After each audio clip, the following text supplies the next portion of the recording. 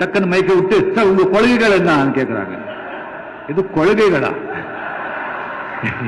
எனக்கு 2 நிமிஷம் தலை சுத்திடுச்சு. இலவசத்தை ஒழிப்போம் ஒழிப்போம். இலவசம் பெற வேண்டிய ஏழ்மை வறுமை நிலையில் இல்லாது என் மக்களின் வாழ்க்கை தரத்தை உயர்த்துவோம்.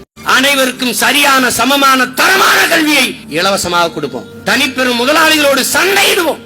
அரசின் பள்ளி கல்லூரிகள் சிறந்து விளங்குகிறதா, தனிப்பெரும் முதலாளிகளின் கல்வி நிறுவனங்கள் சிறந்து விளங்குகிறது என்று போட்டி போடுவோம். உலக தரத்திற்கான மருத்துவத்தை நாட்டின் முதல் குடிமகனுக்கு எந்த தரமான மருத்துவம் கிடைக்கிறதோ அது கடைகோடி மகனுக்கும் கிடைக்கச்சுவான். அதுதான் சரியான ஜனநாயகம். எல்லோருக்கும் சரியான சமமான தரமான மருத்துவத்தை அரசு மருத்துவமனையில் வழங்குவோம். அமைச்சருக்கு காய்ச்சலா, முதலமைச்சர் காய்ச்சலா, பொண்டாட்டி காய்ச்சலா, சட்டமன்ற உறுப்பினர் காய்ச்சலா, MP MLA எவனா இருந்தாலும் அரசு மருத்துவமனையில் தான் படுக்கணும், வைத்தியம் பார்க்கணும், சட்டம் போடும். அப்படி படுக்கல அப்படின்னா பதவியை நீக்குவோம், பதவி விலக சொல்லுவோம். அரசு பள்ளி கல்லூரியில் தான் அமைச்சர்கள் பிள்ளைகள் எல்லார் பிள்ளைகளும் படிப்பார்கள். அரசு அந்த கல்லூரியில் படிக்கிற பேராசிரியர் பெருமக்கள் பிள்ளைகள் அங்கதான் படிக்கணும். நீ அங்க பாடம் நடத்துவ, உன் பிள்ளை வேற இடத்துல படிக்கணும்னா நீ சரியா பாடம் நடத்தலையா? அப்போ என்ன அர்த்தம்?